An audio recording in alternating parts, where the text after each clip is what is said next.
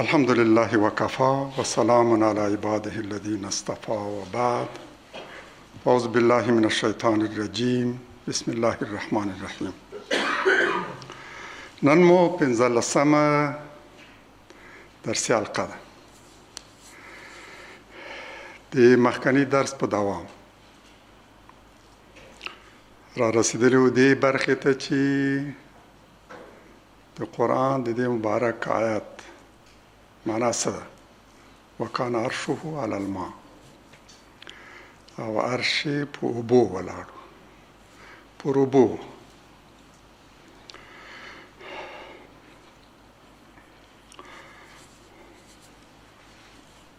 او هلته مو توضیح کړه چې مراد یې دا دی چې الله تعالی د ځمکې او اسمانونو له پیدا کولو وروسته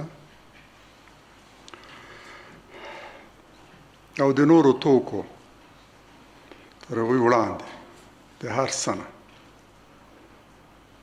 په ځمکه کې اوبه پیدا کړي. یعنې دا لومړی ترکیب و چې په ځمکه کې رامنځته شوی.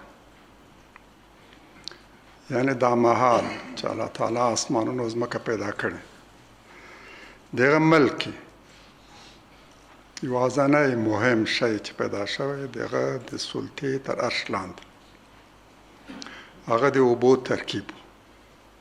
دا اوبه چې موږ نن څښو دا د ژوند اساسي توکی، ټول ژوي له همدې پیدا شوي او د ټولو ژوو د رزق او روزي مهمه وسیله او ماده هم همدا ده. یعنی چې الله تعالی مخکې له دې نه چې انسانان پیدا شي اوبه یې پیدا کړي، مخکې له دې نه چې ټول ژوي پیدا شي اوبه پیدا شي. او دا د انسان لپاره تر ټولو مهمه او ضروري ماده ده.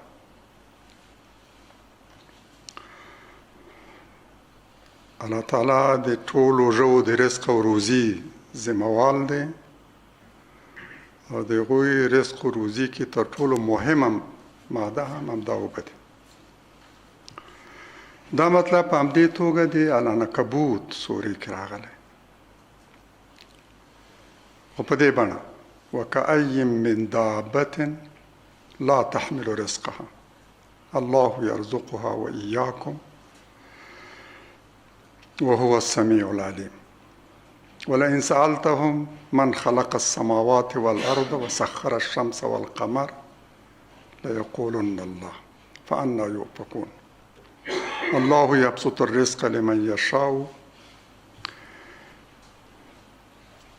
من عباده ويقدر له إن الله بكل شيء عليم ولئن سألتهم من نزل من السماء ماء فأحيا به الأرض من بعد موتها ليقولن الله قل الحمد لله بل أكثرهم لا يعقلون.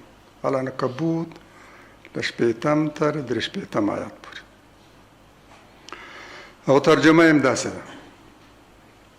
او څومره ژوي داسې دي چې خپله روزي نه وړي، لا تحمل رزقها، خپله روزي په خپلو اوږو نه وړي. یعنې د روزي د تأمین دنده یې په اوږو نه ده، پټی نه لري، دکان نه لري، رزق او روزي لپاره ذخیره نه لري، د سبا لپاره څه ځان ته نه ذخیره کوي.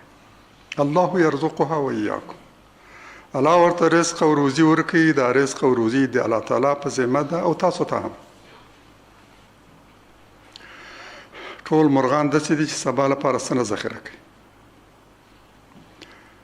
د بحر ټول ژوي هم داسې دي چې سبا ته څه نه لري، ذخیره کوي نه.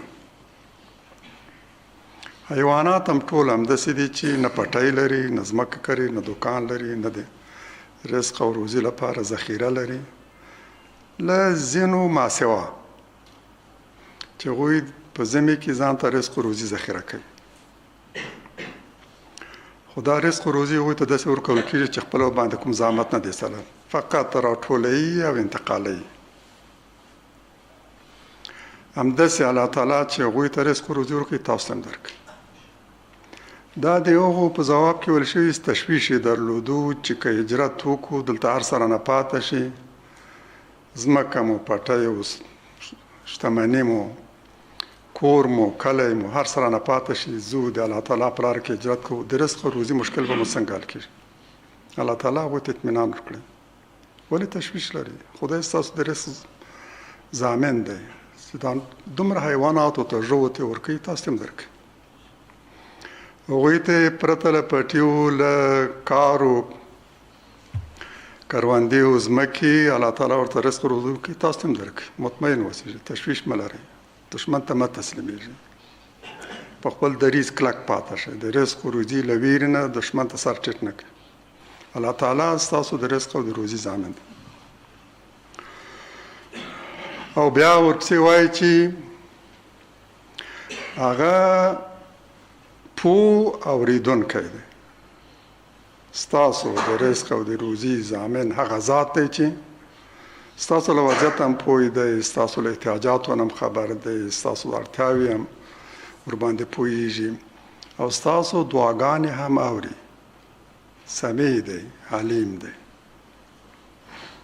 هیڅ کله مو هم یوازې نه پرېږدي تل د هغه اعتنا لاندې یاست د هغه نظر لاندې یاست تل ستاسو په حالت خبر دی او تل ستاسو فریادونه او دعاګانې اوري ستاسو د ژبې دعا هم اوري او ستاسو د زړه غوښتنې هم اوري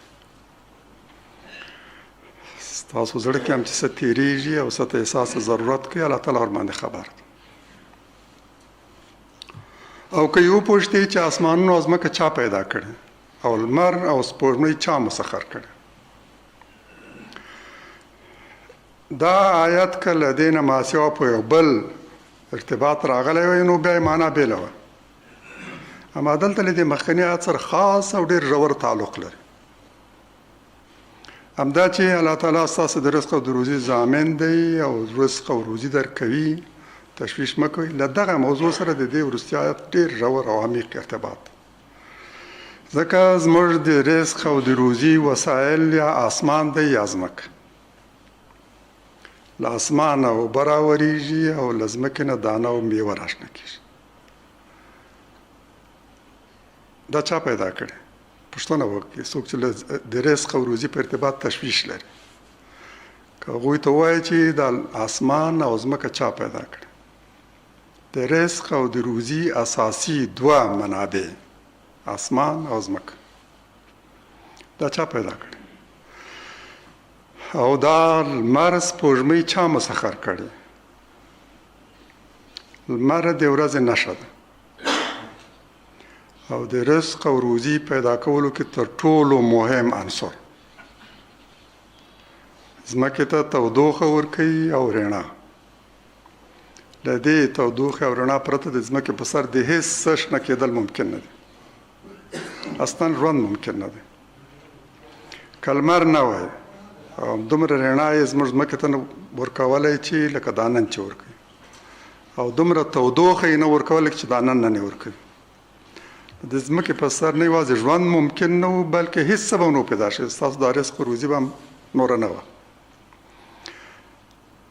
او همداراز دا شپه ورځ چې لمر د ورځې علامه ده او نښه ده او سپوږمۍ هم د شپې او همدا دواړه چې یو په بل پسې په منظمه توګه راځي دا د ځمکې په سر د هوا او د موسم د تعادل باعث دی که دا نه وای ځمکه بله ډېره توده وه چې هلته به ژوند ممکن نه و لکه ډېر نور ستوري چې همداسې چې ورځ یې اوږده ده هلته حرارت دومره زیات چې څوک اوسېدلی نه شي ژوند کې ممکن نه دی هیڅ څه نه پیدا کېږي او که شپه اوږده یې دومره سړی چې بیا هم په هغه کې ژوند ممکن نه دی دغه تعادل د شپې او د ورځې ترمنځ د دې باعث شوی دی چې دلته د ځمکې هوا داسې چې انسان پکې ژوند وکړی شي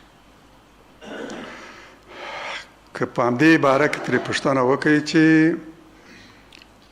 اسمان ځمکه چا پیدا کړې او د لمر سپوږمۍ چا مسخر کړې د رزق او د روزي مهم عناصر نو له دې نه پرته بل ځواب نه لري چې لا یقولن الله وایي به چې حتما خدای د الله تعالی پرته بل چاته د اشاره نشي کولی مجبور دی همدا خبره وکړي دا همغه ذات کړی چې زه پیدا کړم د عالم پیدا کړ.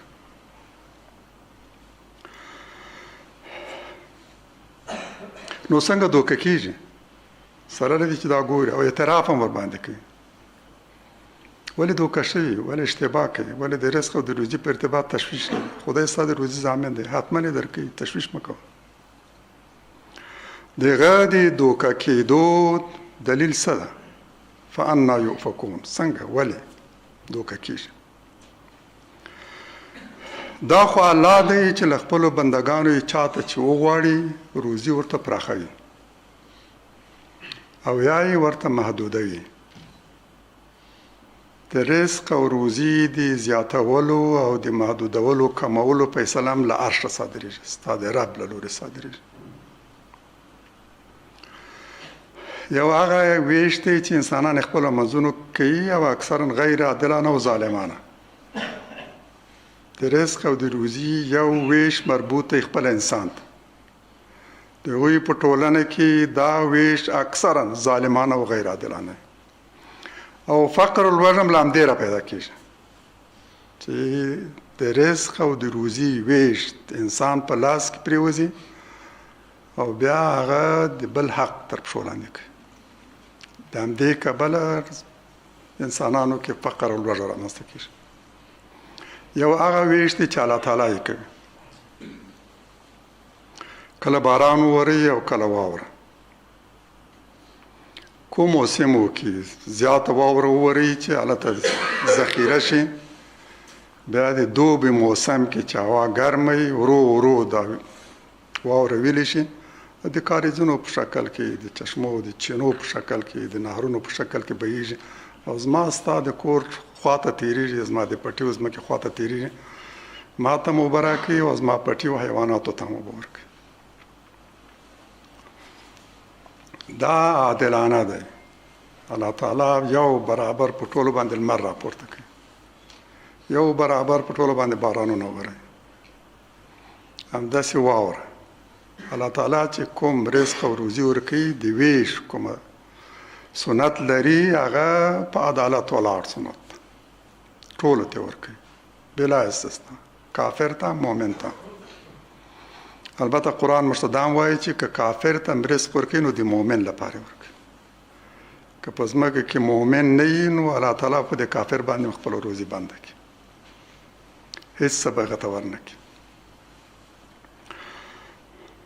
او که یو پوښتي چې له اسمانه څوک اوبه راکوزوي نازلوي او په همدې سره ځمکه له خپلې مړینې وروسته را ژوندی کوي، دا اوبه له اسمانه څوک نازلوي؟ د چا په اراده را وریږي؟ آیا له خدای پرته بل څوک په دې کې څه لاس لري؟ که الله تعالی وریځې را نه ولي او باران ترې ونه وري، څوک شته چې دا باران ووري؟ آیا له دې پرته بله چاره لرو چې وایو دا فقط الله تعالی کوي؟ په دې کار کې الله تعالی شریک نه لري، څوک ورسره شریک نه ده. او بل اسمانه دی را وروي او په همدې سره مړه ځمکه دی ژوندي کوي. مړه ځمکه ژوندي کول یعنې دا چې ګورئ د ژوندون او د حیات بیل بیل نمونې کې وګورئ، یو په بل پسې له ځمکې نه سر را اوچت کړي. په سرلي سره سم به ته وګورئ چې بیدیاوي ډاګونه ټول شنه شي، زرغونه شي.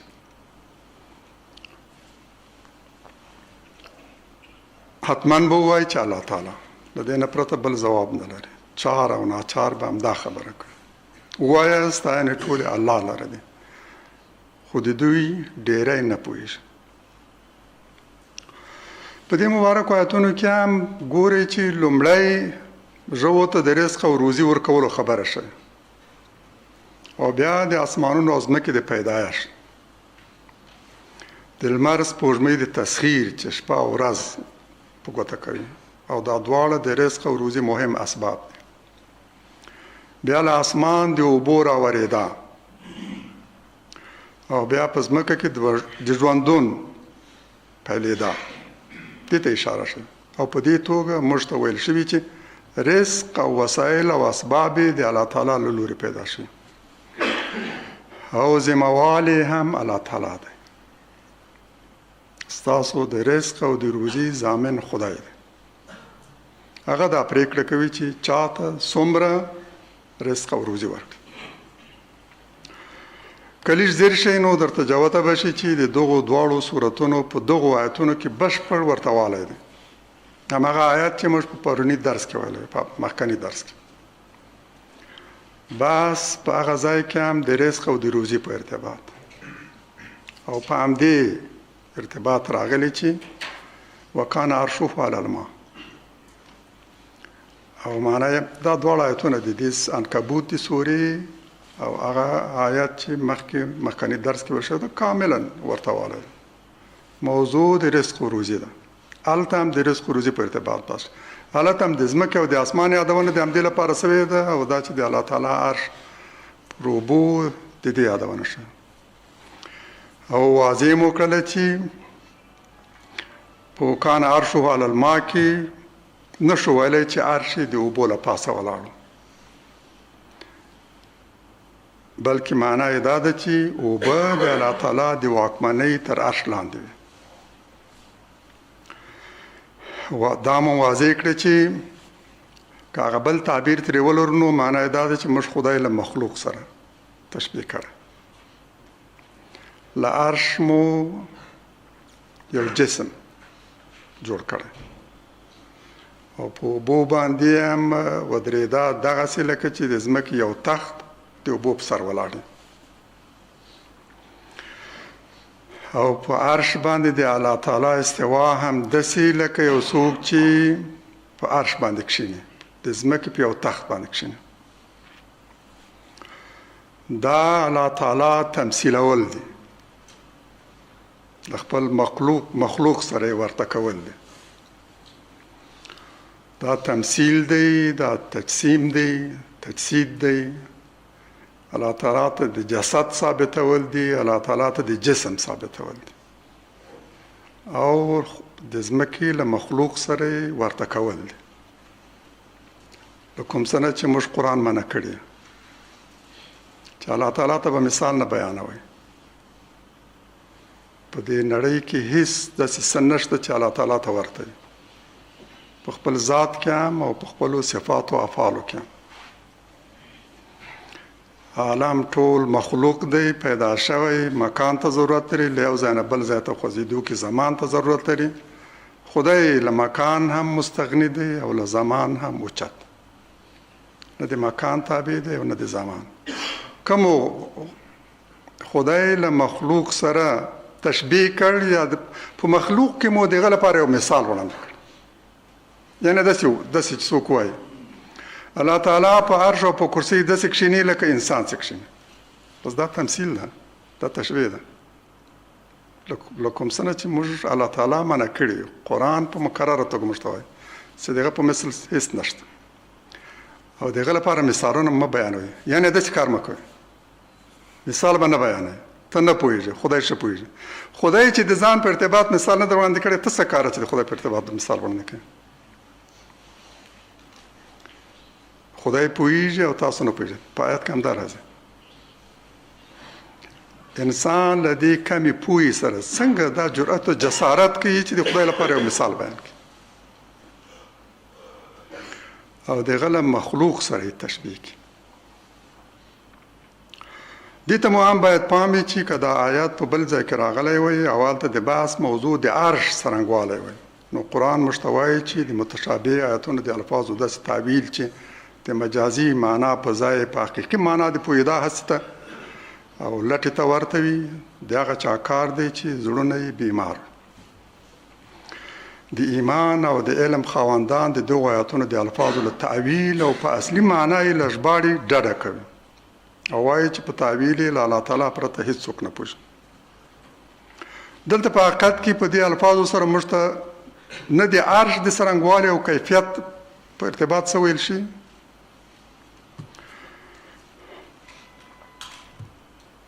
او نه دا چې عرش په څه باندې ولاړ دی، بلکې دا مطلب ویل شوی چې د اسمانونو او ځمکې له پیدایښت وروسته د الله تعالی په ملک او د ده د واکمنۍ تر عرش لاندې لومړی پیدا شوې ماده هغه اوبه دي چې انسانان او نور ژوي ترې پیدا شوي.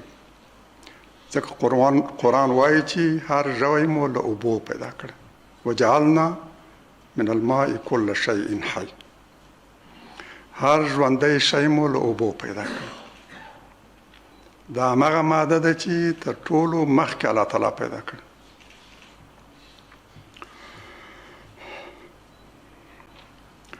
او دا همداسې ده لکه الله تعالی چې د ماشوم له پیدا کېدو وړاندې او مخکې له دې چې هغه رزق او روزي ته ضرورت ولري او د خپلې خولې له لارې واخلي لا پیدا شوی نه دی او رزق و روزي ته مستقل ضرورت نه دی احساس کړی الله تعالی د مور په تکي ورته شیدې برابر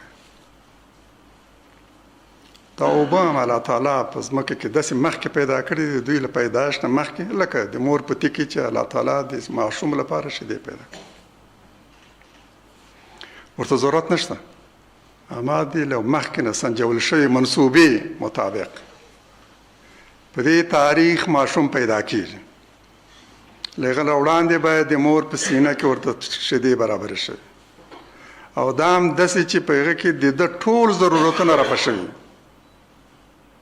که هغه ویټامینونو ته ضرورت لري پروتین ته ضرورت لري شکر ته ضرورت لري څه ته چې ضرورت لري دا ټول په شیدو کې ورته تیار شوي داسې څه نشته چې هغه ته دی ضرورت لري او په شیدو کې ورته نه برابر شي تر 2 کال پورې په همدې غذا اکتفا کولی شي همداسې د ځمکې او د اسمانونو تر پیدایښت وروسته لومړۍ ماده چې پیدا شوې ده هغه اوبه دي کټ مټ همدغسې لکه چې د انسان له پیدایښت مخکې دغه د مور په تیکي ورته شیدې برابرې شي په دې ارتباط مو څه وضاحت درلودو چې ساینس وایي لومړی عنصر چې په ځمکه کې پیدا شوی هغه هایدروجن دی تر ټولو ساده عنصر چې په خپل اتوم کې یو پروتون لري او یو هم نیوترون تر ټولو ساده لومړی عنصر د ځمکې په سر چې پیدا شوی هایدروجن دی او دا هایدروجن د ځمکې د اوبو له 3 برخو 2 برخې دي د اوبو له 3 برخو 2 هایدروجن دی او یو برخه یې هم اکسیجن او اکسیجن هم له هایدروجن وروسته اتم عنصر دی چې پیدا شوی داسې معلومیږي چې طبیعي ده باید د هایدروجن او اکسیجن سره یو ځای شوي او اوبه یې جوړ کړي تر ټولو مخکې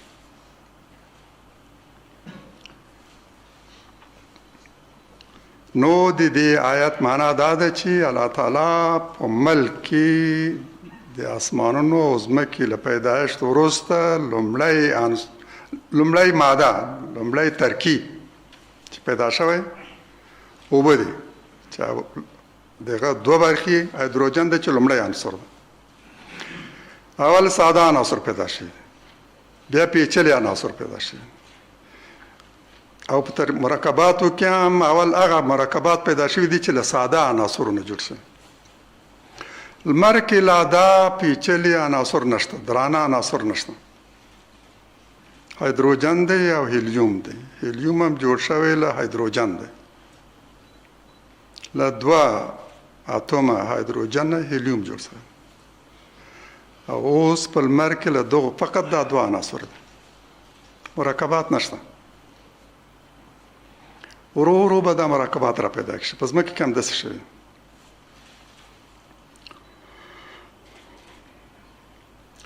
د دا ډول آیاتونو په تعبیر او تفسیر کې د اهل ظاهر اسلوب ډیر غلط او ناسم دی دا خبره د تعصب له مخې نه کوو او دا د تفرقې پیدا کولو لپاره هم نه کوو د یووالي لپاره کوو د اختلاف باید رفع شي حقیقت باید څرګند شي ملت له لوی ستونزې سره مخامخ لوی فتنې سره مذهبي اختلاف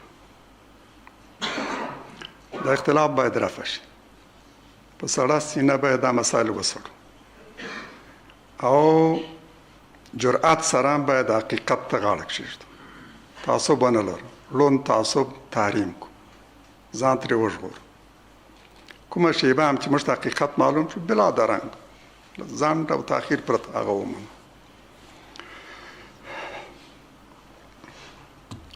دا اسلوب چې عرش د الله تعالی مکان ګڼي د ځمکې له تخت سره یې تشبیه کوي. او کان عرشه علی الماء داسې تعبیروي لکه چې د الله تعالی عرش په اوبو ولاړو عرش مکان دی، یو جسم دی او په اوبو باندې ولاړ. هماغسې لکه د انسان کوم تخت چې د ځمکې پر سر یا د اوبو له پاسه ولاړ. د دې لپاره چې د دوی د دې غلط اسلوب تفاهت او غلطوالي سم پوه شو، دې آیت ته ستاسو توجه راوړم. ډېر حقایق توضیح کوي، موږ ته هغه سمه لاره ښیي. قرآن فرمایي وما كان هذا القرآن أن يفترى من دون الله ولكن تصديق الذي بين يديه وتفصيل الكتاب لا ريب فيه من رب العالمين. او دا قرآن داسې نه دی چې له الله تعالی پرته دې څوک په دروغو جوړ کړی شي. له دې نه ډېر اوچت انسان وتوانېدلی چې قرآن په څېر کتاب وړاندې کړي. او دا هم یوازې له دې پلوه نه چې له ادبي لحاظه دومره اوچت کلام دی چې انسان د دې توان نه لري چې هغه ته ورته کلام را وړاندې کړي. دا هم ده، خو دا یو وړه برخه ده، دا یو بسیط اړخ ده. له علمي پلوه هغه اسرار چې په دې قرآن کې دي، هغه علمي څېړنې چې په قرآن کې دي، عالم یې موږ ته معرفي کړی دی، دغه پیدایښت یې موږ ته معرفي کړی دی، د انسان یې راته معرفي کړی دی، دغه غوښتنې یې راته پیدا کړې دي، دغه د پیدایښت څرنګوالی یې راته پیدا کړی، دا عالم یې موږ ته معرفي کړی دی. له دغو اړخونو قرآن داسې دی چې څوک یې د راوړلو دغه په څېر کتاب راوړلو توان نه لري.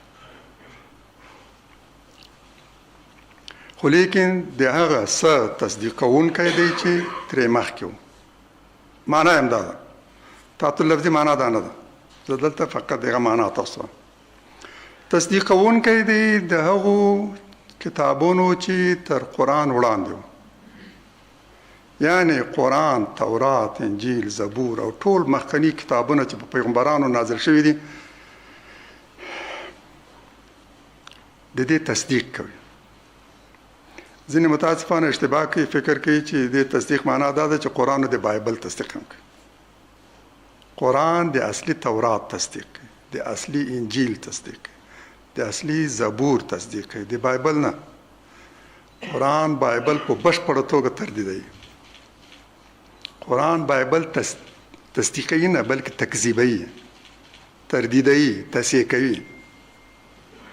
ما قرآن هم لوستلی دی او بایبل هم سره مقایسه کړی مې په یو کتاب جمله یې راته معلومه شوې ده چې قرآن هغه تردید کړی ده، تکذیب کړی ده. ما د بایبل لفظ کلمه دوی ورته آیات وایي، آیات د قرآن د آیات په وړاندې شه. او لیدلی مې دي چې قرآن چې څه ویلي دي دا د بایبل تصدیق نه ده، قطعا نه ده. متاسفانه زموږ ځینې مفسرینو علماو هم دا غلطي کړې ده، اشتباه یې کړې. فکر یې کړی دی چې قرآن کې راغلی چې دا کتاب د مخکنیو کتابونو تصدیق کوي نو د بایبل تصدیق به هم کوي. او بیا یې داسې اشتباهات هم کړي دي کوم ځای کې چې قرآن تردید کړی دی او څه هغه یې بس په زور په ډېر تکلف سره هڅه کړې ده چې سره تلفیق یې کړي او د قرآن د آیات نه هم داسې تعبیر او تفسیر وړاندې کړي چې له بایبل سره ټکر رانه. او داسې حال کې چې قرآن همغه ځای کې بحث د دې لپاره کړی چې د بایبل خبره تردید او تکذیب او تصحیح کړي.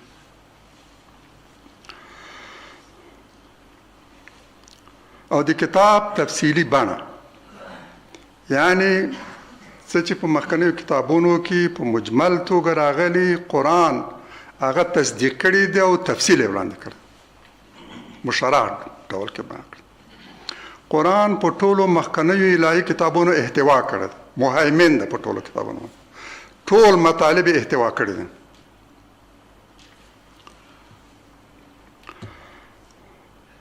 چې شک پکې نشته د عالمیانو د رب له لوري دا قرآن په خپله شهادت ورکوي چې د الله تعالی له لورې لېږل شوی کتاب د کوم انسان کتاب نه دی، د کوم انسان کلام نه دی، د الله تعالی کلام دی، د الله تعالی له لورې رالېږل شوی کتاب دی.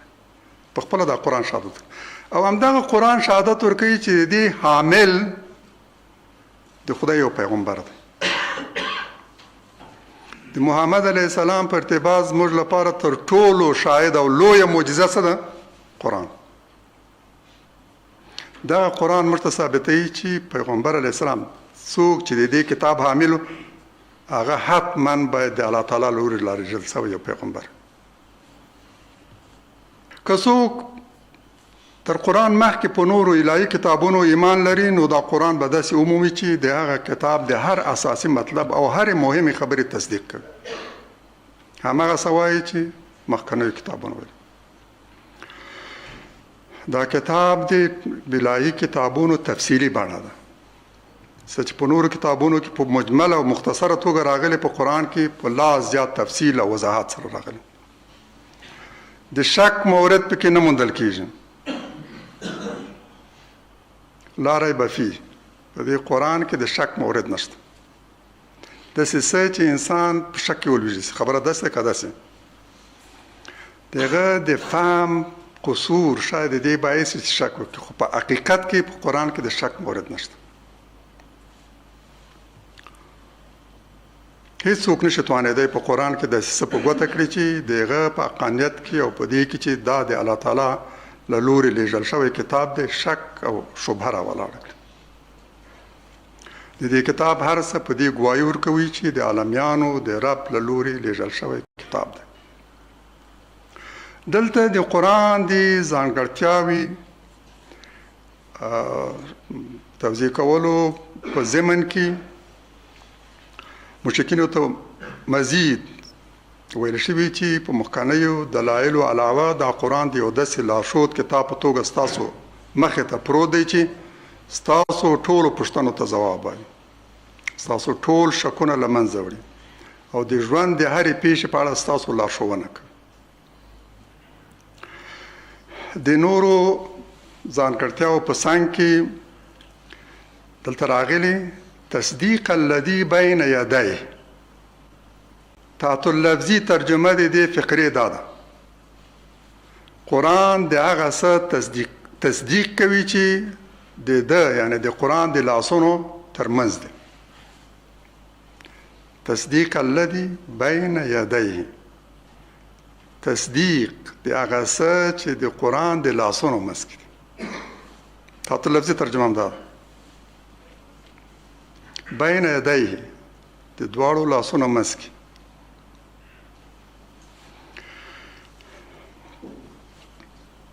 خو مراد یې دا دی چې قرآن ټول هغه الهي کتابونه تصدیقوي چې تر ده مخکې نازل شوي. اصل هدف د دې فقرې هم دا ده: تر قرآن مخکني کتابونه، مخکني الهي کتابونه، دا بین یدیه اصلي مراد هم دا ده د لاس مخکې، د ده نه چې مخکې څه تېر شوي د کتابونو چې راغلي د هغه تصدیق کوي. اوس که کوم کس له د ساده نظر خاوند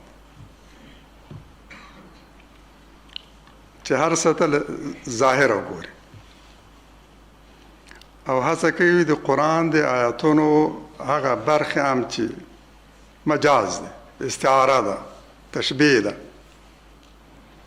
هغه هم د خپل سطحي نظر په تله کې وسنجي او تعبیر کې او تفسیر کې.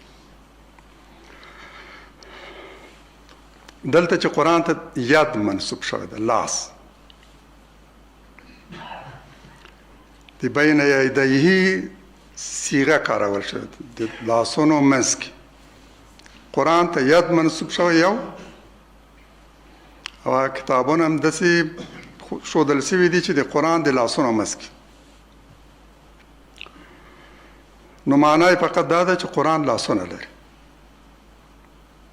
ځکه د ید ذکر شوی. او مخکني کتابونه هم د په لاسونو کې داسې ځای په ځای شوي لکه څوک چې کتابونه په خپل لاس کې نیسي.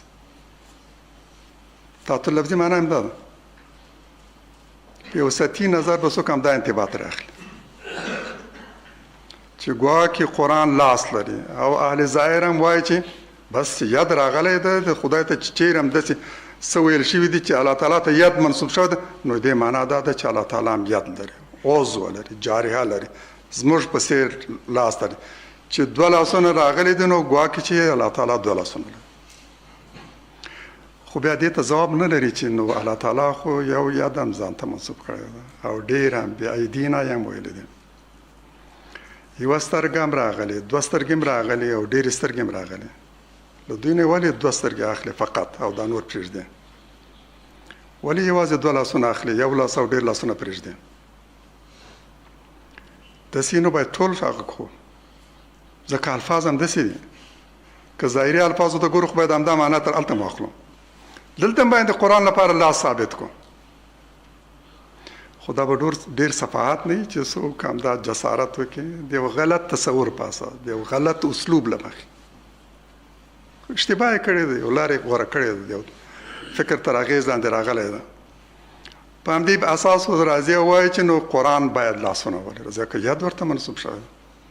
همداسې د الله تعالی عرش هم باید د ځمکې د یو تخت په څېر وي، ځکه عرش یعنې تخت، او په اوبو باندې د عرش اوسېدان باید همداسې لکه د ځمکې یو تخت چې په عرش باندې، ځکه الفاظ همداسې نو. که دلته غلطه یې دا خبره چې قرآن ته ید منسوب شوی ده خو معنا یې دا نه ده، قطعا دا غلطي به نه کوو چې تعطل لفظي ترجمه دې وکړو. مخکې مې تاسو څو مثالونه وویل چې په استعارو کې د الفاظو تعطل لفظي ترجمه کاملا غلطه ده. هر څوک چې دا اسلوب غوره کوي سخت اشتباه کوي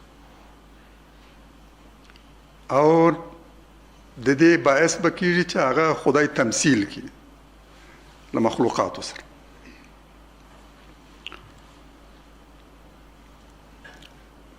آیا دا ډېره کچه او غلطه د خندا وړ خبره نه ده؟ آیا دا د قرآن دغه آیات د مراد او مطلب خلاف تفسیر او تعبیر نه دی؟ مراد د دې استعارې او د دې الفاظو چې دلته کارول شي فقط همدا ده چې قرآن د مخکنیو الهي کتابونو تصدیق کوي، نه دا چې قرآن لاسونه لري او دا مخکني کتابونه هم د لاسونو منځ کې دي او بیا دغه تصدیق کوي. متاسفانه د هغوی اسلوب همداسې ده. د استوا علی العرش او عرشه علی الماء یداه مبسوطتان او دې ته ورته نورو آیتونو کې د دوی غلط تعبیر همداسې د خندا وړ دی. قطعا د یداه مبسوطتان معنا دا نه ده چې الله تعالی دوه لاسونه لري او دواړه تل همداسې پراخي. دا استعاره عربو کارولې ده د ډېر انفاق لپاره. یو استعاره ده د خلکو له لوري کارول شوې یو استعاره د یو مفهوم او مراد لپاره قرآن هم راخیستی. تعطل لفظي معنا یې قطعا نه مطرح ده، نه د الله تعالی د کلام مراد او نه صحیح سم کار ده.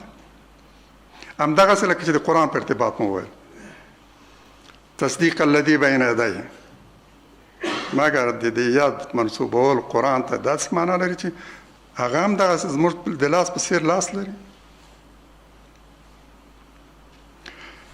خدای په هیڅ څه کې مخلوق ته ورته نه دی.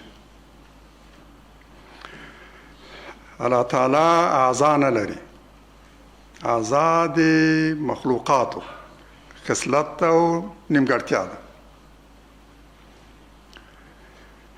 الله تعالی د مخلوق په څېر جسم نه لري. دا غلطي به نه کوئ چې د الله تعالی په ارتباط کلم تصور کوئ، که څه هم حتی موږ پیغمبر علیه السلام له تصور هم منع کړي، له فکر کولو یې هم منع کړي د الله تعالی د ذات په ارتباط. او قرآن هم راته وایي چې د الله لپاره مثالونه مه بیانوئ، هېڅ څه په دې عالم کې هغه ته ورته نه ده. پیغمبر له دې نه منع کړي، قرآن له دې نه منع کړي، ولې سره له دې موږ راځو خدای ته اعضا ثابتو، خدای ته مکان ثابتو، عرش دغه مکان ګڼو، او بیا په دې خبره باندې هم ولاړ چې بس خدای چې په عرش باندې ده نو په ځمکه کې له ما سره نه ده. او که څوک وایي چې الله تعالی فرمایي چې زه له تاسو سره په هر ځای کې یم، 2 3 موزیم 4 5 موزیم، چې چیرې وایي زه در سره یم. او په هماغه آیات کې راغلی چې دا مطالب چې خدای له موږ سره دی چیرته چې و، په هماغه آیات کې راغلی چې وایي الله تعالی په عرش استوا کړی. یعنی په یو آیت کې وایي په ابتدا کې چې الله تعالی په عرش استوا کړی او په همدې آیت کې موږ ته وایي چې الله تعالی په هر ځای کې له تاسو سره دی، چیرته وي خدای له تاسو سره. یعنی چې خدای داسې ذات دی چې د مخلوق په څیر نه دی چې په یو مکان کې نو په بل کې به نه. په عرش باندې هم ده او په ځمکه کې له ما سره هم ده. که دا تصور ونه لرو نو خدای محدود کړ، د مکان تابع مو کړ، مخلوق سره مو تشبیه کړ چې په عرش باندې کېدای شي نو زما په څنګ کې به نه. دا د قرآن د یو آیت نه انکار دی. الله تعالی وایي مکرر وایي، یو ځل نه 100 ځله راته وایي چې زه در سره یم، تا ته در نږدې یم، د غاړې تر رګم در نږدې یم، چې چیرې وي در سره یم. او موږ له دې انکار کوو، فقط یو غلط تصور هم ځان ته راکړی، د همغه تصور انګېرنې په اساس اوس د قرآن له صریح او څرګندو آیتونو نه انکار کوو. دا یو لوغ آیتونو دی چې اهل ظاهر او خلک له فهم تفسیر او واضح تعبیر عاجز دي، چې استعاره او په متشابه نصوصو کې راغلي الفاظ د مجازي معنا پر ځای په حقیقي معنا نشي. د دوی د مسلک لمخې باید د دې آیات دا فقره وکانه عرشه علی الماء داسې تعبیر کړي چې ګواکې د اسمانونو او ځمکې له پیدا کېدو مخکې د الله تعالی عرش یعنی تخت د اوبو په سر پروت. که پوښتنه وشي چې آیا عرش او اوبه ازلي دي؟ له الله تعالی سره لازم و ملزوم. هماغه ورځ چې الله تعالی و دوی هم ورسره و. ستاسو د تعبیر معنا خو همدا ده. د دې عرش پرته د خدای تصور نشئ کولی. ستاسو مسلک همدا وایي. اما موږ وایو هماغه قرآن فرمایي چې الله تعالی اول ځمکه او اسمانونه پیدا کړي بیا یې په عرش استوا کړي. یعنې عرش بعدي دی نه مخکې. خو عرش مکان نه دی. او الله تعالی هم مکان ته اړ او محتاج نه دی. مکان د مخلوق ځانګړتیا او احتیاج دی. دا یو عیب دی، محدودیت افاده کوي. خدای محدود نه دی. دا آیات موږ ته دا خبره هم کوي چې د ټول عالم د خلقت او پیدایش اصلي او تر ټولو ستره موخه د انسان ازموینه او د دې ازمایښت له لارې د هغه انسان را څرګندېدا ده چې د عمل له مخې تر ټولو مخلوقاتو غوره دی. په همدغه آیات کې دا مطلب افاده شوی چې اصلا الله تعالی دا ټول عالم د دې لپاره پیدا کړی چې داسې یو مخلوق د انسان په نامه را څرګند شي چې په ازموینو کې ثابت شي هغه تر ټولو مخلوقاتو افضل دی، تر ټولو غوره دی. یعنی د دې عالم د پیدایښت موخه همدا ده، هدف همدا ده چې هغه انسان را څرګند شي چې تر ټولو اکرم دی او تر ټولو افضل او غوره دی. د دې نه معلومیږي چې د انسان پیدایښت څومره ارزښت لري د الله تعالی په وړاندې. د انسان مقام څومره اوچت دی. دا ټول عالم ستا لپاره پیدا شوی او ستا په څیر د یو مخلوق د را څرګندېدو لپاره پیدا شوی. د همدې لپاره پیغمبر علیه السلام فرمایي چې د ټول عالم او کائنات ختمیدا او زوال د الله لپاره ډېر اهون او آسان کار دی نسبت د یو مؤمن تر قتل. که دا ټوله ځمکه له ټولو مساجدو سره له ټولو مقدسو ځایونو سره د کعبې په شمول وران شي، الله تعالی ته دومره ارزښت نه لري لکه د یو مسلمان وینه تویېدل او وژل. ځکه دا ټول آدم د پیدایښت موخه همدا ده چې دغه انسان را څرګند شي. وهو الذي خلق السماوات والارض في 6 ايام وکان عرشه علی الماء لیبلوکم ایکم احسن عملا. او دی هغه ذات دی چې اسمانونو او ځمکه په شپږو ورځو کې پیدا کړل او عرش یې پر اوبو. د دې لپاره چې تاسو وازموئ چې کوم یو مو د عمل له مخې تر ټولو غوره دی. په دې ټولو مخلوقاتو کې معلوم شي چې د عمل له پلوه څوک تر ټولو غوره دی. یعنې د همدغسې یو مخلوق د راڅرګندېدو لپاره الله تعالی د ځمکه او اسمانونو ټول پیدا کړي.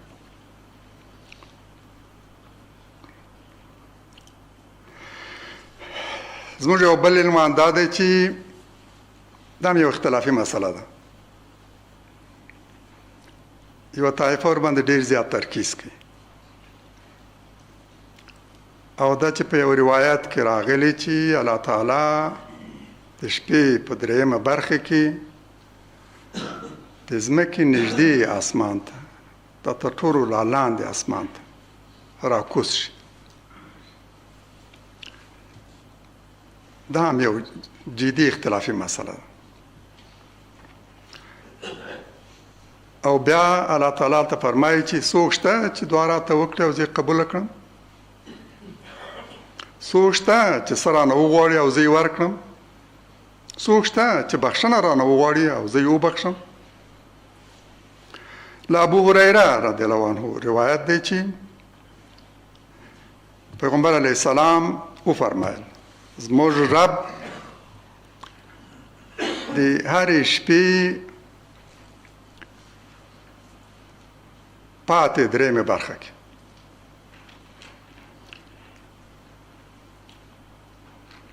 نږدې اسمان ته راکوز شي او وایي چې څوک شته راته دعا وکړي چې زه دعا اجابت کړم؟ څوک شته چې له ما څه وغواړي زه یې ورته ورکړم؟ څوک شته چې خپلو ګناهونو مغفرت او بخښنه له ما وغواړي زه ورته مغفرت وکړم؟ بخاري 1145 روایت. دا روایت په بخاري کې 3 ځلې راغلی. د سند له پلوه غریب دی. په صحابو کې یو، په تابعینو کې 2 او په تبع تابعینو کې 1 راوی لري. د تابعینو 2 راویان هم د ابو هریره 2 دوستان دي. اصلي راوی هم ابو هریره رضی الله عنه. په ځینو روایتونو کې دغه د یو دوست یادونه شوې ده او په ځینو کې د 2 نومونه راغلي. دا روایت چې غریب دی د متن له پلوه داسې دی چې نه یوازې په قرآن کې کوم شاهد ورته نه مومو بلکې د قرآن له هغو آیتونو سره تعارض لري چې وایي الله تعالی بنده ته ډېر نږدې دی، د غاړې تر رګ هم ورنږدې، په هر ځای کې ورسره دی، که یوازې وي او که له نورو سره یو ځای. همداراز په قرآن کې د الله تعالی د نزول او راکوزېدو انګېرنه قرآن مشرکینو ته منسوب کړی. قرآن فرمایي هل ينظرون الا ان ياتيهم الله في ظلل من الغمام والملائکة وقضي الامر والى الله ترجع الامور. آیا اهل کتاب د دې انتظار کوي چې الله تعالی د وریځو په وریځو کې راکوز شي، را څرګند شي، دوی ته راشي او ملائکه هم او کار پای ته ورسېږي او کارونه ټول الله تعالی ته راجع کېږي؟ دا هم یو له هغه مواردو دی چې بایبل هم دا عقیده لري او په ځای ځای کې وایي چې خدای بني اسرائیلو ته په وریځو کې را څرګند شو او چې کله هم له موسی علیه السلام سره یو ځای غره ته تللي وو، هلته خدای د غره په سر را څرګند شو په وریځو کې او غږ یې هم داسې و لکه د تندر غږ. د دې خبرې د تردید لپاره راغلی. آیا اوس دوی هم دا انتظار لري چې خدای په وریځو کې را څرګند شي، را کوز شي، له عرشه راشي، دوی ته مخامخ په وریځو کې را څرګند شي؟ دا د الله تعالی راتګ او په وریځو کې را څرګندېدل چې د بایبل عقیده ده او مقرر دې ته اشاره کړې ده. آیا اهل کتاب هم دا انتظار لري؟ د خدای په ارتباط هم دا تصور کوي تعجب سره پوښتنه کوي. د قرآن د آیت همداسې ده. یعنې دا د حیرت او د تعجب وړ خبره ده چې غواړي د الله تعالی همداسې راشي په وریځو کې دوی ته راڅرګند شي، د همدې انتظار لري. او که داسې وشو نو بیا خو به الله تعالی آخري پرېکړه کوي، ستاسو لپاره چې کوم تور عاقبت ټاکل شوی له ما سره مخامخ کېږي. د فرشتو د راتګ انتظار مه کوئ. فرشتې که راغلي نو ستاسو پایله به عاقبت بیا ډېر زیات تور دی. هغوی به ستاسو د تعذیب لپاره راځي، دا هر څه په تاسو باندې نسکورولو لپاره به راځي. د فرشتو د راتو انتظار مه کوئ. هل ينظرون الا ان تاتيهم الملائکه او یاتي ربک. الانعام 155 آیت. دا د اهل کتابو دیته دغه انتظار ته د تعجب او د حیرت په سترګه کتل شوي دي چې فکر کوي ملائکه به هم راځي او الله تعالی به هم ورسره یو ځای د دوی مخې ته به ودرېږي، راڅرګندېږي. دا او دې ته ورته آیتونه د بایبل هغه وینا ردوي چې وایي الله تعالی د وریځو په لړو کې راغی او موسی علیه السلام ته ځان ورشد. نه یوازې موسی علیه السلام ته بلکې د یهودانو ډېرو نور انبیاو ته. دا هغه بایبل دی چې وایي د خدای په ارتباط هغه تصور دا دی. زموږ اهل ظاهر هم دا تصور ترې اخیسته چې خدای له یعقوب علیه السلام سره غېږې ونیولې. هر څومره چې زور و یعقوب علیه السلام یې ونه شو توانېدلی چې راسملوي. د بایبل خدای له یعقوب سره غېږې نیسي او دومره کمزوری دی چې د هغه له راپرځولو نه عاجز. او په پای کې هم د بایبل خدای یو لغته ورکړه په د ورون باندې. او له همدې کبله به نو بس الله تعالی ورته عذر کړی دی چې پرېږدي، بیا یې پرېښه. او د یعقوب هم دا پښه نو بیا درد کولو. او یهودان اوس د پسه د دغه پښه د دغه ورون غوښه نه خوري.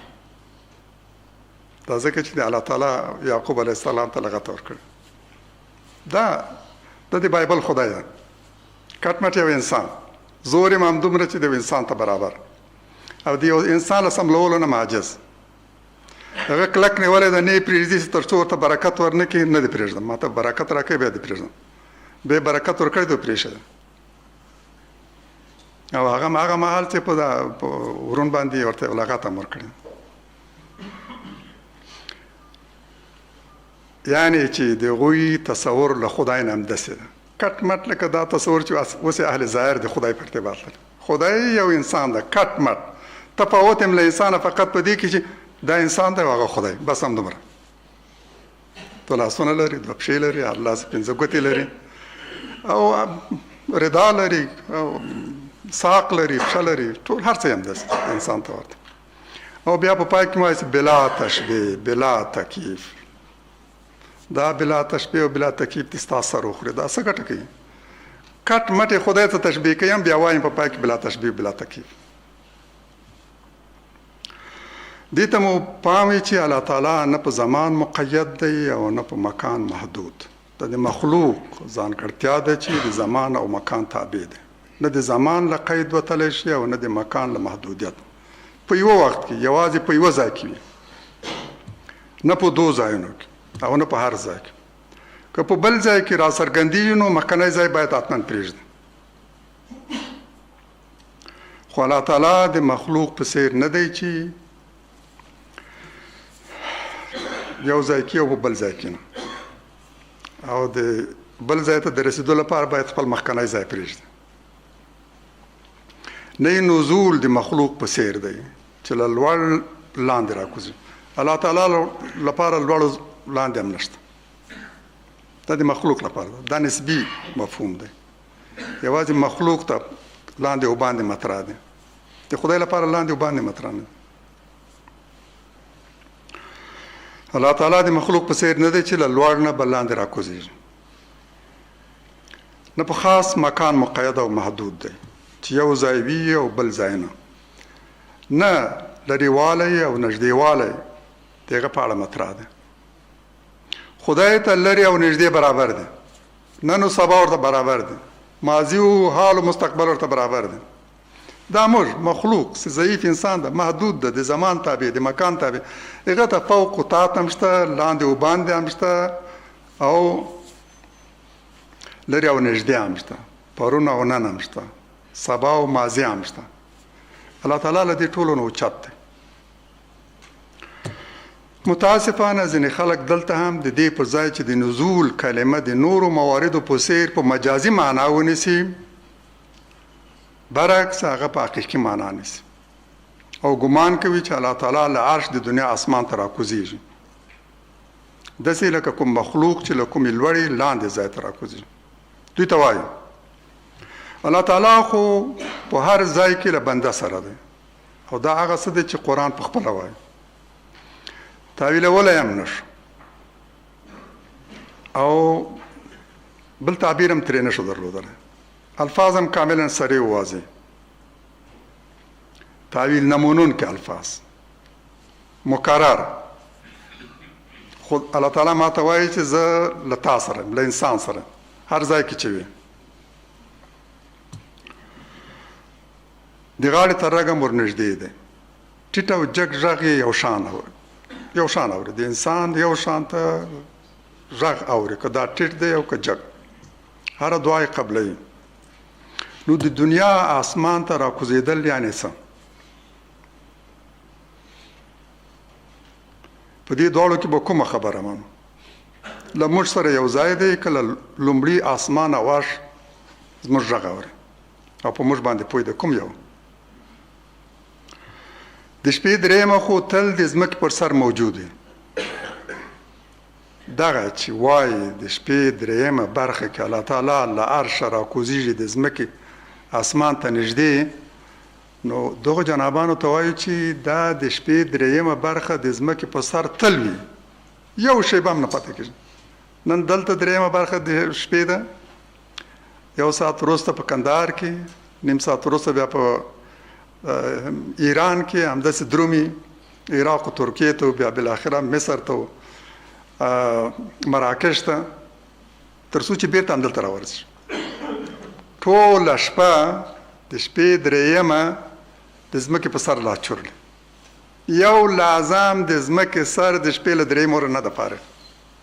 نو دې معنا خو دا شو که دا ستا تعبیر ومنو غلط او کمزوری تعبیر، چې خدای تل له عرش نه راکوز دی او د شپې په درېیمه کې د ځمکې لومړي اسمان کې. دا ډېر کمزوری او کچا تعبیر نه ده؟ کوم عقل یې منلی شي؟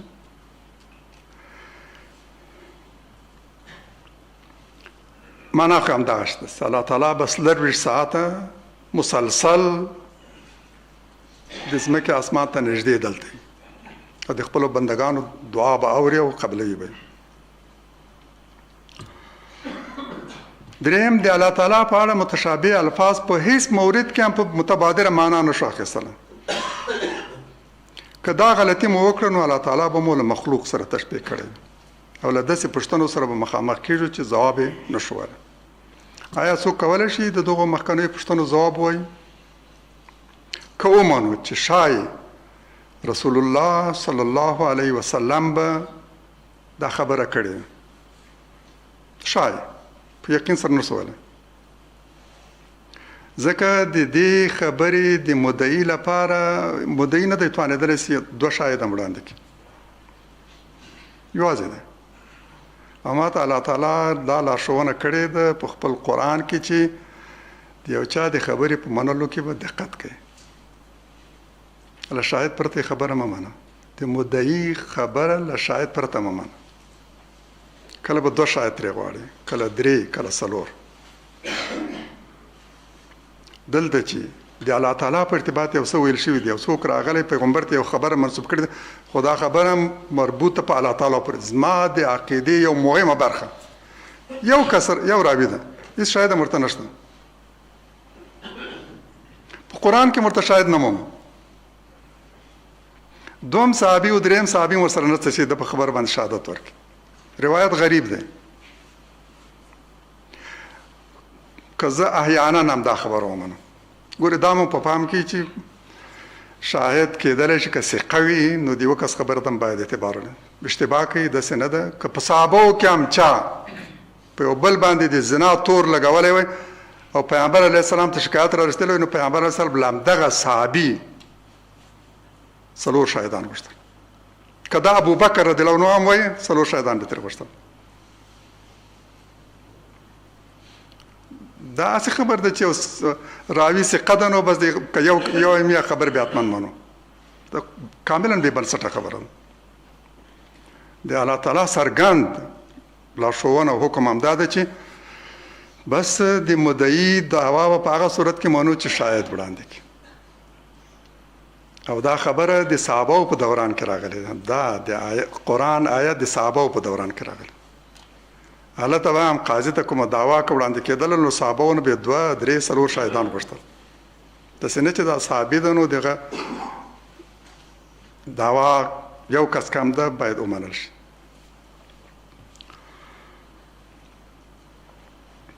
که احیانا پیغمبر علیه السلام هم دا خبره کړي نو مراد او معنی دا دی چې الله تعالی د هغه بنده دعا ژر قبلوي چې د شپې په 3مې برخې کې الله تعالی ته دعا کوي. معنی هم دا دغه مهال د انسان دعا اجابت ته ډېره نږدې ده. ستا خوش خوب پرېښه، ګرمه بستره دې پرېښه، پاڅېدلی، لمونځ دې کړی، لاسونه دې اوچت کړي، د ریا امکان هم نشته. هڅه هم کوي چې غږ د څوک وانه اوري، په تیاره کې لاسونه دې اوچت کړي الله تعالی. نو دغه مهال د اجابت لپاره دعا ډېره نږدې ده. معنی هم دا ده، مراد هم دا ده. اما بل تعبیر خوښی او کچه تعبیر دی چې ګواکې الله تعالی له عرش نه راکوزیږي د مخلوق په څېر یو ځای پرېږدي او بل ځای راځي. الله تعالی له دې نه ډېر اوچت. ما له تحقیق مخکې په دې روایت ډېر ځلې استناد کړی. الله تعالی دې ما ته بخښنه وکړي. ډېر ځلې نه پوهېدم، خو اوس او له تحقیق وروسته دې نتیجې ته رسېدلی یم چې له دې وروسته به هېڅکله په دې روایت استناد نه کوم. له دې ویرې چې مبادا پیغمبر علیه السلام ته مې هغه څه نه منسوب کړي چې هغه نه دي ویلي. عقل مې هم قد نه راکوي چې دا ومنم. او ما ته رسول الله صلی الله علیه وسلم همدا سپارښتنه او لارښوونه هم کړې ده چې کومه خبر چې ستا عقل ونه منله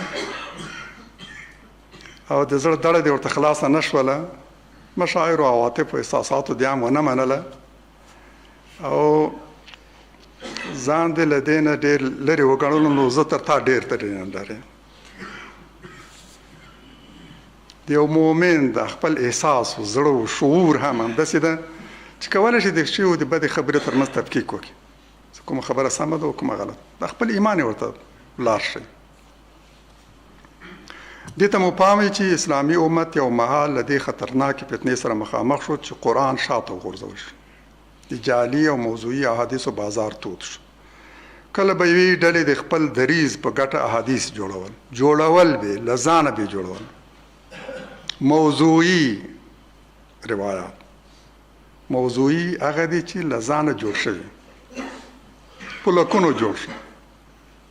او د محدثینو یو لویه ستونزه دا وه چې دا موضوعي احادیث جعلي جوړ شوي احادیث تشخیص کړي او له نورو یې تفکیک کړي.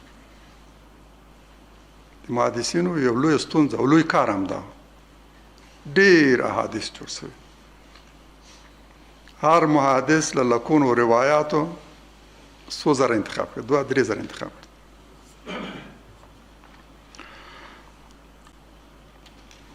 کله به یو هم داسې موضوعي احادیث جوړ کړل او په ځواب کې به بل بیا متضاد روایات رامنځته کړل. له علي رضی الله عنه په روایت شوي یو حدیث کې دې فتنې ته داسې اشاره شوه. ترجمه یې وړاندې کوم.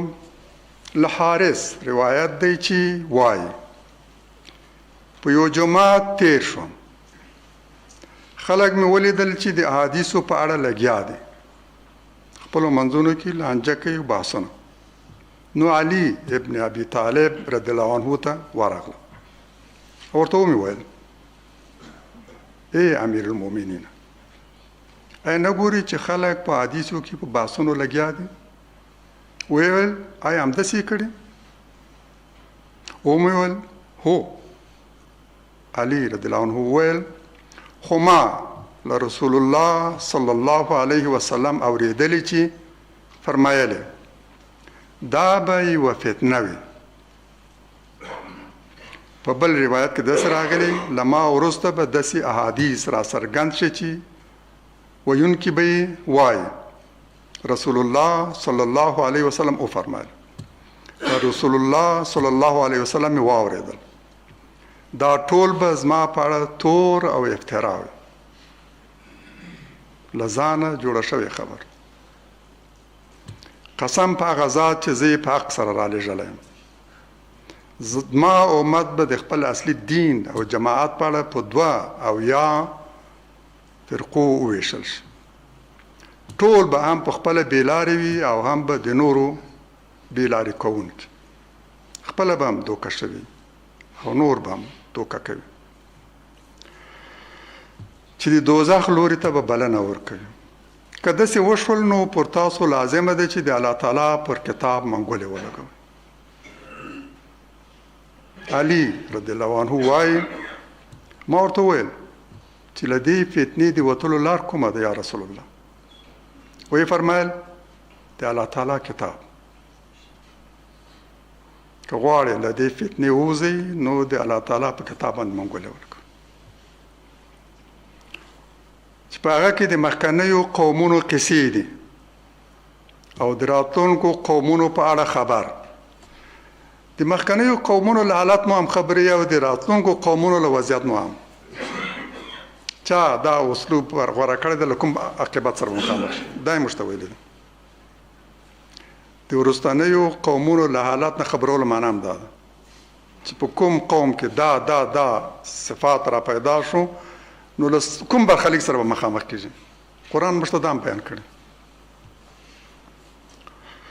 ستاسو ترمنځ د شخړو او منازعاتو په اړه حکم او پریکړه د ټولو قضاوو په ارتباط د ټولو اختلافي مسایلو په ارتباط دا کتاب ستاسو ترمنځ آخري د پریکړې او حکم مرجع ده.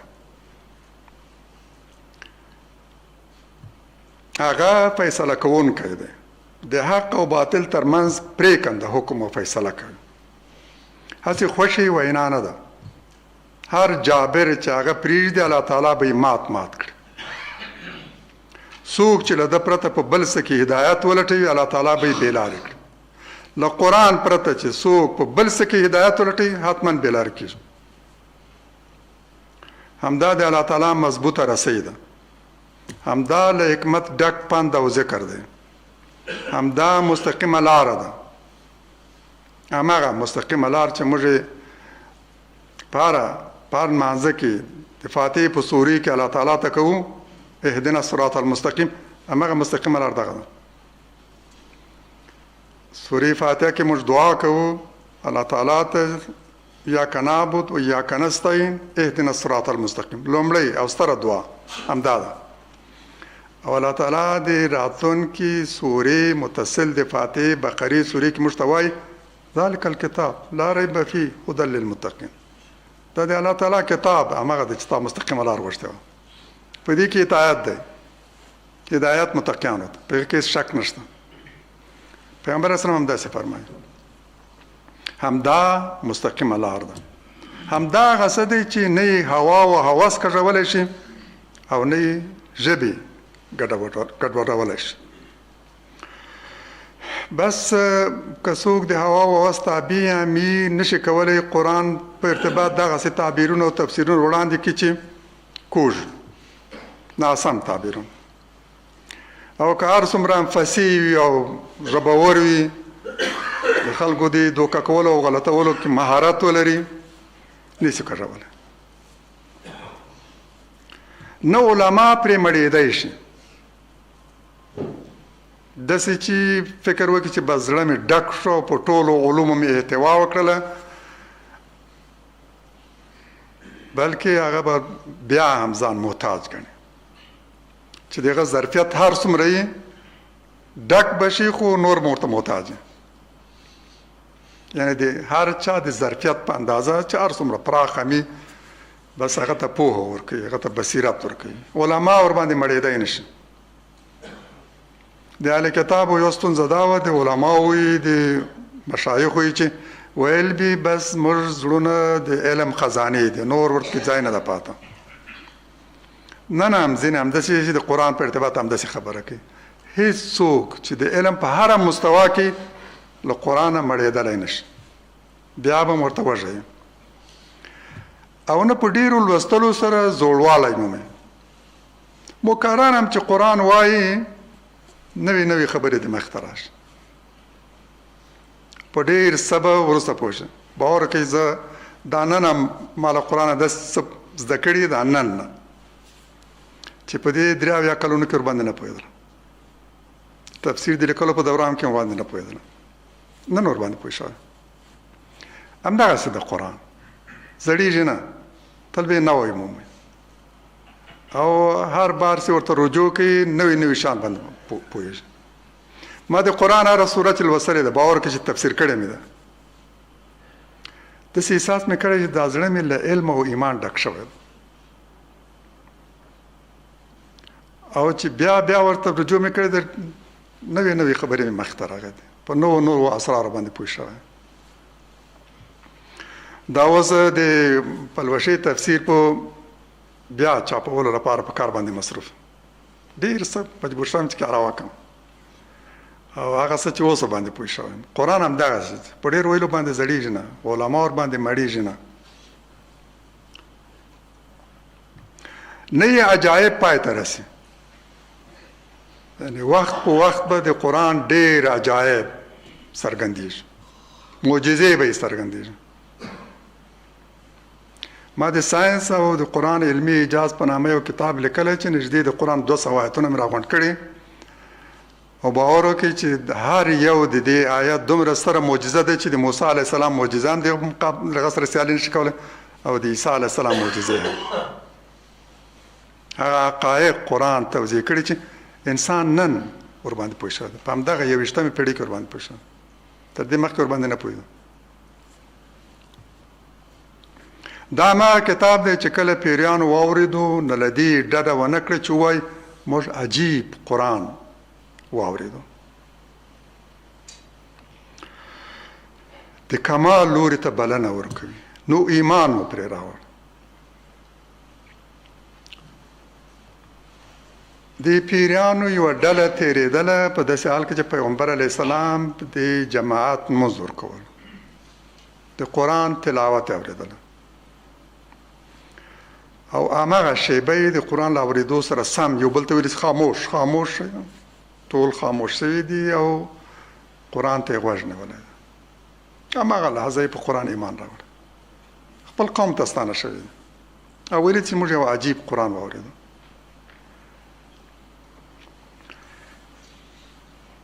چې د کمال لوري ته بلنه ورکوي، ایمان مو پرې راوړ. یعنی پیریانو هم چې کله دا قرآن اورېدله په دې ایمان راوړ. د دې مطلب په ارتباط متاسفانه په مسلمانانو کې اختلاف دی رایې ده. په داسې حال کې چې قرآن کوم ځای کې چې دا مطلب ته اشاره کړې دی د جن سورې کې هلته صریحاً وایي چې پیغمبر علیه السلام د پیریانو له لاتوره نه دی خبر شوی، هغوی یې لیدلی نه دي، په دې هم نه دی پوه شوی چې دا راغلی قرآن اورېدلی او ایمان یې راوړی، نه د دوی له راتلو خبر شوی، نه دا چې هغوی قرآن اورېدلی په دې خبر پوه شوی ده او نه په دې چې دوی ایمان راوړی ده. وروسته الله تعالی په وحی کې درته ویلی او ورته وایي چې قل اوحی الی، ما ته وحی وشوله چې یو ډله د پیریانو قرآن واورېدو ایمان یې راوړ او اورېدو سره سم یې ویل چې عجیب قرآن ما اورېدلی، ایمان یې ورباندې راوړی. څوک چې د قرآن له مخې څه ووایي نو رښتیا یې ویلي. د هرې قضیې په ارتباط چې چا د قرآن له مخې څه حکم وکړه څه یې وویل خبرې رښتیا ده. چا چې عمل پرې وکړ نو اجر یې په برخه شو، چا چې حکم پرې وکړ عدالت یې وکړ او چا چې نور د ده لوري ته وبلل هدایت ته یې بلنه ورکړه، په خپله هدایت شوی. په بل روایت کې همداسې راځي په خپله په مستقیمې لارې هدایت شو. که څه هم ترمذي چې دا روایت را نقل کړه د دې روایت د سند په اړه سم ملاحظات لري او وايي چې دا حدیث غریب دی فقط په همدې اسنادو مطابق یې پیژنو له دې نه ماسوا نور اسناد نه لري له دې پرته چې په دې پوه شوي چې له علي رضی الله عنه روایت شوی او له هغه پرته له بل چا نه او له علي هم بل داسې راوي نه ګورو مګر حارث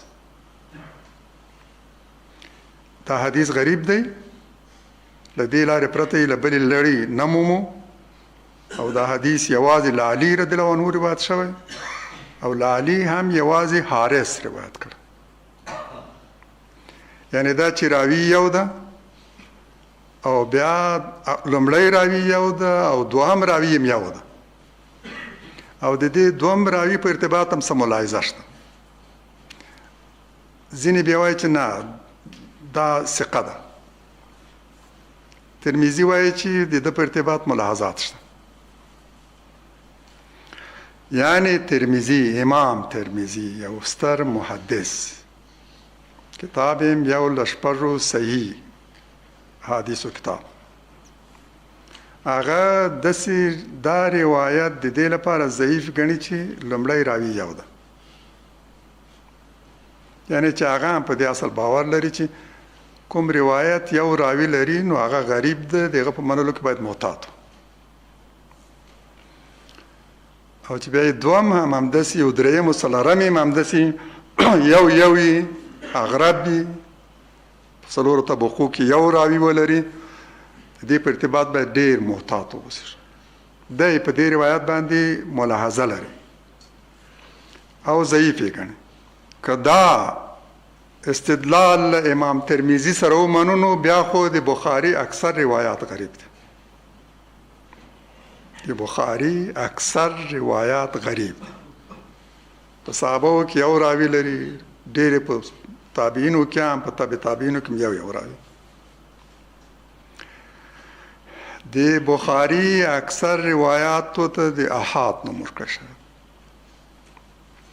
چې یو راوي لري ډېری مطلق اکثریت یو راوي لري یا دوه او ډېر کم هم درې